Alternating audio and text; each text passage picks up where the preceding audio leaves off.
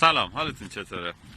قبل از اینکه در مورد مسابقه مرحله 4 و لغاتش بخوایم حرف بزنیم، خواستم یه نکته رو خیلی کوتاه بهتون توضیح بدم. بعضی از بچه‌ها بهم پیام دادن که این لغت‌هایی که تو مراحل آخر داری استفاده می‌کنی خیلی آسون شده. اول از همه خیلی خوشحالم که انقدر این کلمات براتون آشناست که براتون آسون به نظر میرسه. ولی ما دنبال یک مسئله هم هستیم. نمیخوایم خیلی کلماتی رو که اصلا به گوشمون نخورده فقط رو اونا کار کنیم که جنبه مسابقه بالا بره.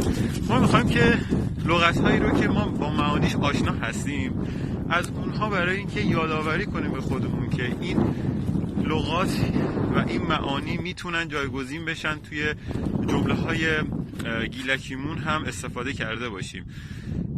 ببینید اگه لغت‌ها استفاده نشن و فقط تو گوشه ذهنمون به عنوان اینکه معنیشو میدونیم بخوان بمونن، بعد یه مدتی حتما اون چیزی که تو ذهنمون هست کمرنگ میشه.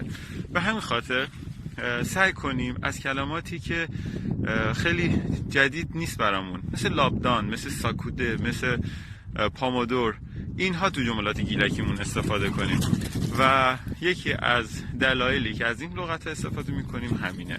امیدوارم که راضی باشید. حالا میرسیم به لغتایی که تو مرحله 4 ازشون استفاده شد. پامادور، گوجه فرنگی. گرمالت یا گرمالت، فلفل. ساکوده یعنی توله سگ.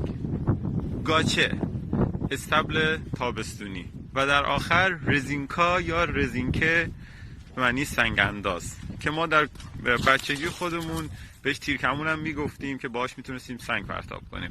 امیدوارم که از این لغت ها و واژه ها هم استفاده کامل رو برده باشید. خوشحال میشم مثل لغت ها رو شما به من معرفی کنید، توی دایرکت به من بفرستید، من از اونها استفاده میکنم. ممنونم. خداحافظ.